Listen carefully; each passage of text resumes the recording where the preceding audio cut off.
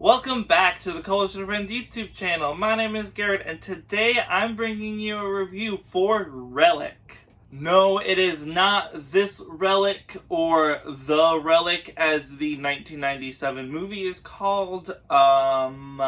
Someday I'll talk about that movie and this book and why I want to make a movie of this book. This is maybe my favorite book ever.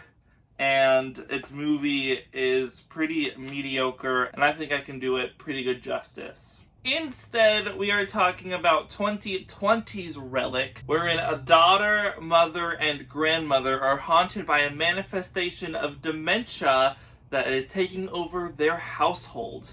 I think this movie is a little bit overlooked, but at the same time, I can see why audiences don't exactly enjoy this film. The film relies too much on pushing your metaphorical into your literal. In this case, it is Edna's, the grandmother's, case of dementia that is progressively getting worse. It's at its worst stage during this movie at one point. For some reason, the film needs to make it show to you that, hey, there's something really wrong with her. It's not really happening in her brain, it's an entire physical thing that's happening outside of your metaphorical sense that she just has something wrong with her brain.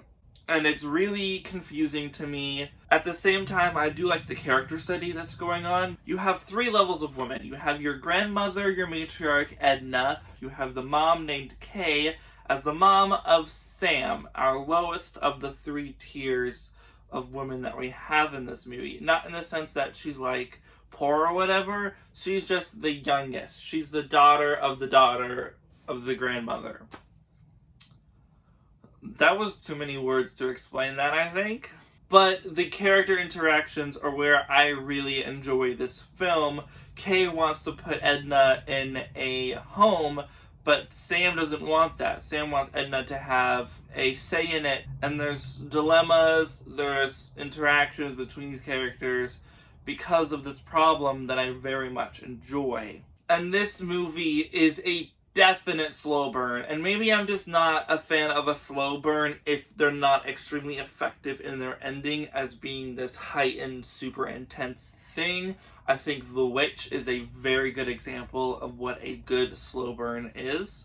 But at the same time, I would also say this film is foremost a drama. The horror is very much back burner until you get into your third act, where it gets very confusing. I don't understand the rules that this movie has, though it doesn't ever say any rules at the same time. Going back to that metaphorical, literal stuff, the house, for some reason, has a second house inside of it, and I'm not sure if that's supposed to be an example of your brain being trapped inside of it, that you're just going around in endless circles. Perhaps that could be what it is, but it really causes you to think, and at the same time, it's kind of dumb. I would say all of the practical effects, meaning what's happening with the grandmother and everything on her prosthetics and everything, so fucking gross. I was very grossed out by what was happening with Edna. It was yuck. Which means they got what they were going for, making all the prosthetics super gross and disgusting, considering it got to me and I was really, really turned off by that. Not in the sense like I hated the movie, it was just like, oh, I can't deal with it. The film uses so many Dutch angles. I'm sorry. If you can't tell us throughout your story that something is supposed to be disorienting or unsettling, and you have to tell it through your camera direction, I think that's wrong, especially how many times a Dutch angle is used. If you don't know what a Dutch angle is, it's when your camera is rotated on its x-axis to where it's at an angle. And it could be from above, could be from below. It's used in Thor. That's a very popular movie. That's when Coulson and Thor are having like a little interrogation scene. A lot of Dutch angles are used in that scene. The overall mystery is pretty clear from what it is at the beginning when you understand stuff about the grandmother. Then everything else in the movie is just a literal showing of the grandmother, and I got really boring. Overall, I have mixed feelings on this movie. I think the acting is really good. I think camera work is mostly fine, other than a couple continual uses of Dutch angles, and it's just your basic horror haunting movie. If you're expecting something super scary, that's not what you're gonna get. It's very drama heavy. And overall, I'm just gonna give this movie a 7 out of 10. It's not super amazing, it's not super bad.